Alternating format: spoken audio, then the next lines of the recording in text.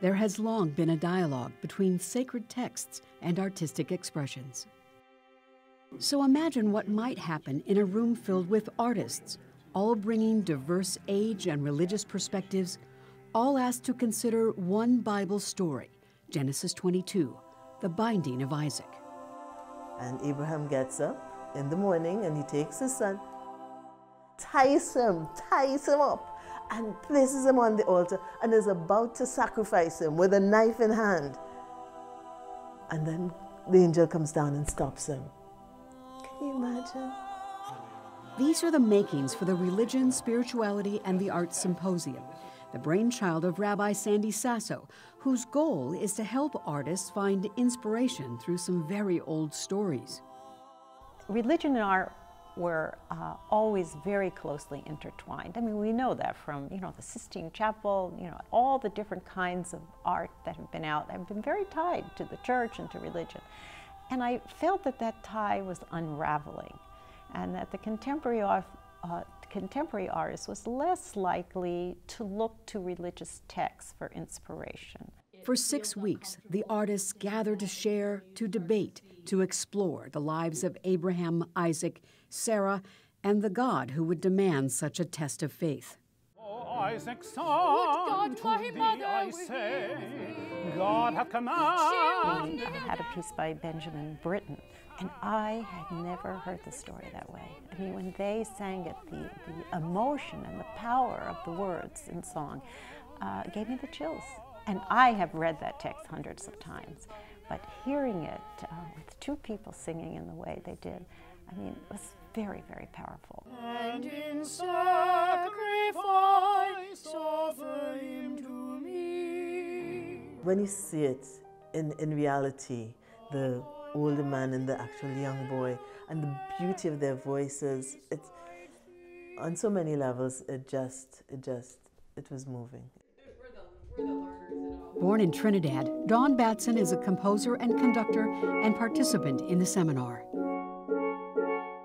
The other day, one of the artists, he showed us the piece that he had been working on, just the outline of it. And immediately I started hearing a melody in my head. Batson is composing a piece for the Steel Drum Orchestra. And you don't often get the chance to work with other artists and amazing artists and really explore and experience and see what they say about it. The drums give voice to the broken trust between Abraham and Isaac. And I think of Isaac, and I look down the years, to me it seems that trust, is that why we have problems now, that trust was broken initially? Because no matter, your father stopped the knife, but can you ever forget that knife was there? And yet I'm a hopeful person, so I always think that there is light at the end of the tunnel, that we can, break these bonds. We can survive, because that's what we do as a people. It's intense. It's so intense. It's wonderful, but it's also very draining. But it's so worth it because it's that rich. Callie Smith is a writer and a Christian minister. Both her faith and her art are being challenged through the seminar. If I'm writing without a community surrounding me, without a group of friends who are interested in the project, I can revise and I can revise, and it can stay in the drawer for so long. But to have this group of people that I'm talking with each week, to have this group of people that wants to hear where I'm going and what my latest thinking is, it's like I have to put it out there. We push each other along. We call each other forward. Smith is writing a play which gives perspective on why Sarah, the biblical mother, may have looked the other way.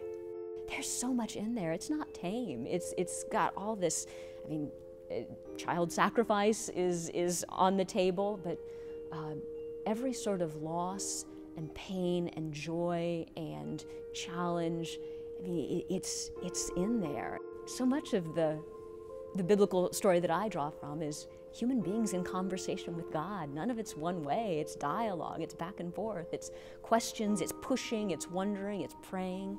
And I like the idea of a life of faith that is not settled or certain.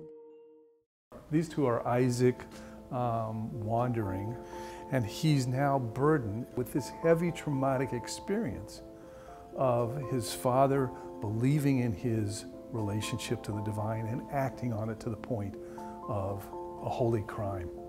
John Dumont grew up in a Reformed Jewish family, hearing the story of the Akedah every Jewish New Year.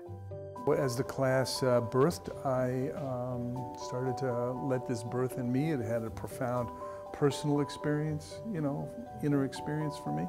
Through the seminar, he has found that artistic muse.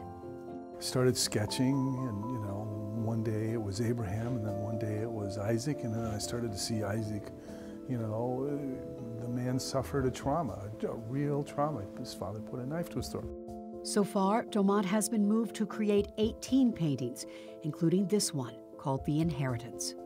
I think clearly I feel more Isaac than anything, I mean, I have a sense of that weight.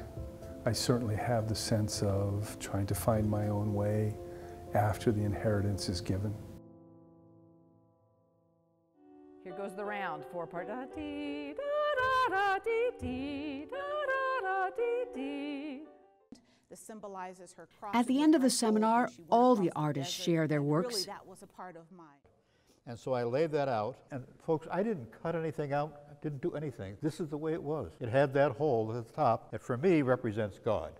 What is clear is that sacred stories 3,500 years old are still powerful. They wouldn't be powerful if they only reflected some ancient history. They're powerful because they talk about relationships between a family and God, and how do you create meaning? I mean, all of these are questions that we still ask today, and the text can help us think about them. Biblical stories do indeed inspire creativity, and that creativity expands religious understanding. The faith process is not about reaching a destination. It's about always being on the journey. And I mean, you just don't journey by yourself. You journey with others, and every relationship that you make changes you in some way. And in the end, lives change for the better. And if this piece can touch one person and make them think and make them just lift them, that's what I'd like.